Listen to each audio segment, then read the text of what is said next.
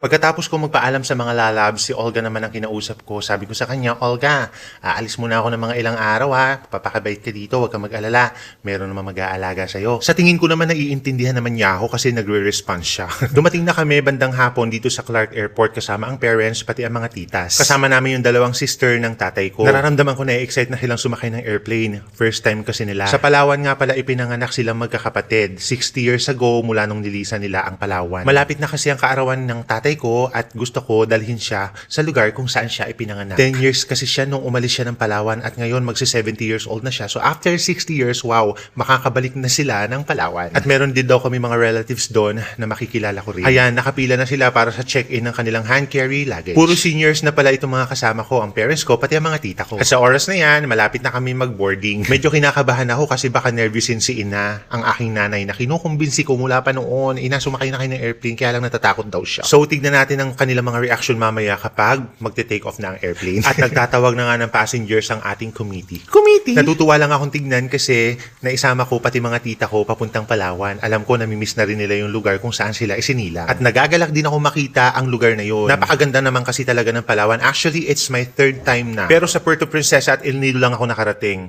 Ngayon, pupunta kami ng Nara. Alam nyo ba yun? Nara, Palawan. It's kind of like couple of hours drive from Puerto Princesa. Bago pa kami bumiyahe, na-prepare na lahat yung mga tutuluyan namin mga hotel, yung sasakyan na irerenta, kasi kailangan ako yung magmamaneho para makarating kami ng Nara, para mas ma-enjoy namin yung bandings namin together. Siguro 2 months din yung preparation ko para maisakatuparan itong biyahe na to. At ngayon, nakasakay na kami dito sa airplane, natutuwa naman akong tignan kasi panayan dungaw nila sa bintana. Kaya niya yan? Ayun na, bubuelo na. Ayan na, bubuelo na, ayan na, lilipad na. Palipad na. Ayan na. Bumubuelo na yung airplane at maya-maya lilipad na siya. Natatakot ako sa magiging reaction ni Ina. Baka nervousin kasi yun ang matagal ko lang pinoproblema. Baka nervousin siya. Pero tignan natin yung reaction niya.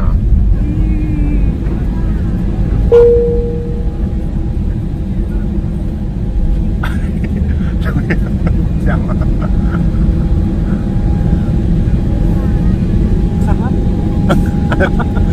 Ano? Ang sarap pala. Ang sarap daw pala. Nandito na sa ulo. Ayan.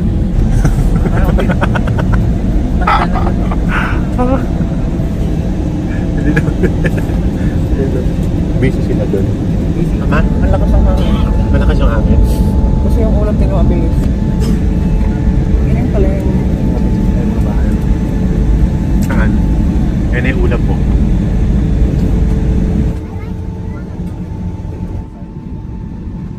Lumilit. Ay, saan ka lumilit? Para sa'yo man sa alas 6, no? Alas 7 tayo narating doon. Alas 7. Pero parang ang bilis. Ay, ang bagal na. Ano sabi nyo kanina, Ina? Parang mga bato. Yung mga ulam. Ulap? Hindi na yung pila o kita-kita. Anong masasabi nyo habang lumilipad?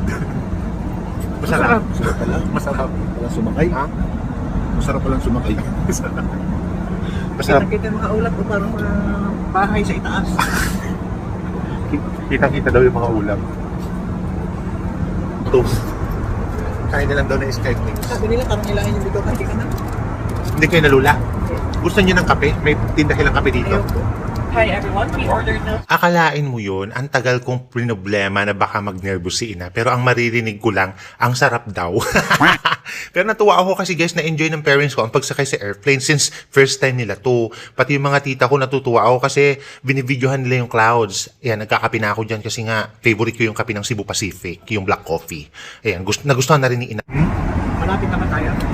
Malayo pa. Nabingi ako. Ay, nabingi kayo, Ina, nabingi din. Marunong kayo mag-visualize? Mag-visualize kayo, takpan nyo ilong nyo tapos. Ginagan ko. So after an hour from Clark Airport to Puerto Princesa, ayan, maglalanding na kami dito sa Palawan. Parang dito lang din tayo sumakay kanina. Ano yun na? Parang dito lang din tayo sumakay kanina. Hindi na, iba na to. Kasi tingnan mo, ganun pa rin. Siyempre, magkakabuka lang yung airport. Kamusta experience? Okay naman. Okay. Diba? Bitin. Bitin lang. Nabitin. So finally, landed na dito sa Puerto Princesa at papunta na kami sa sundo namin. Na-shock talaga ako sa reaction nila.